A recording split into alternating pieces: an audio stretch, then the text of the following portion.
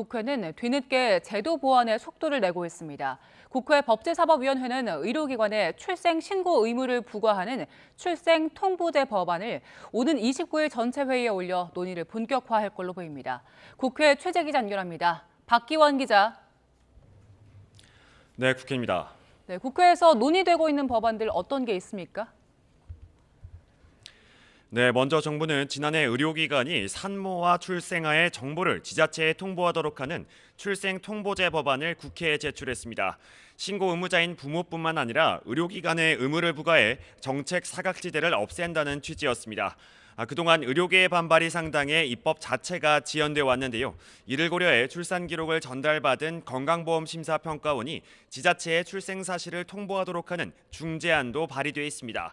일단 여야는 제도 보완 요구가 커지고 있는 만큼 오는 29일 법제사법위원회 전체 회의를 열어 본격적인 논의에 착수한다는 방침입니다.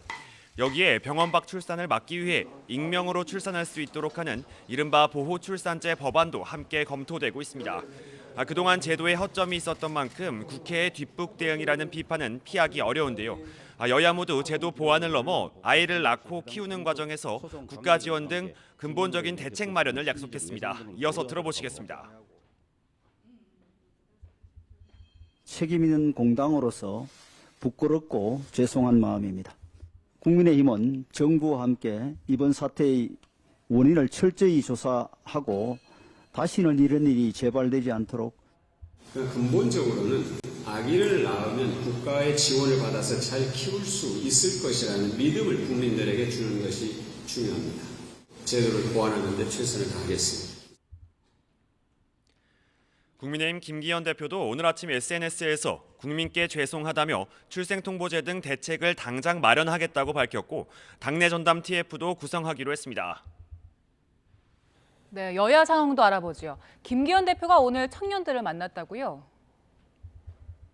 네, 그렇습니다. 먼저 국민의힘 김기현 대표는 청년층을 겨냥한 대학생 패키지 지원책을 발표했습니다. 직접 무대에 올라 프레젠테이션까지 했는데요. 1,000원의 아침밥 정책 확대 등 당의 청년 정책을 소개했는데 특히 차상위 계층 학자금 지원 확대와 학자금 대출 이자 면제 등 방안에 방점을 찍었습니다. 더불어민주당 이재명 대표는 어제 강릉에서 어민간담회를 진행한 데 이어 오늘은 강릉 현장 최고위를 열었습니다. 강원특별자치도 출범을 축하하고 지역 발전 정책도 약속했는데요.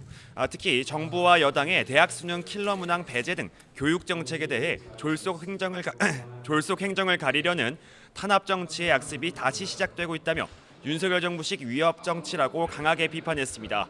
후쿠시마 원전 오염수 방류를 둘러싼 신경전도 계속됐습니다. 민주당은 수산업과 관광산업까지 피해가 예상된다며 정부의 대일 외교 기조를 맹비난했고 여당은 거짓 괴담으로 국민 불안만 부추기고 있다고 맞받아쳤습니다. 들어보시겠습니다. 일본의 돈 문제로 왜 우리가 우리의 밥상을 위협받아야 합니까?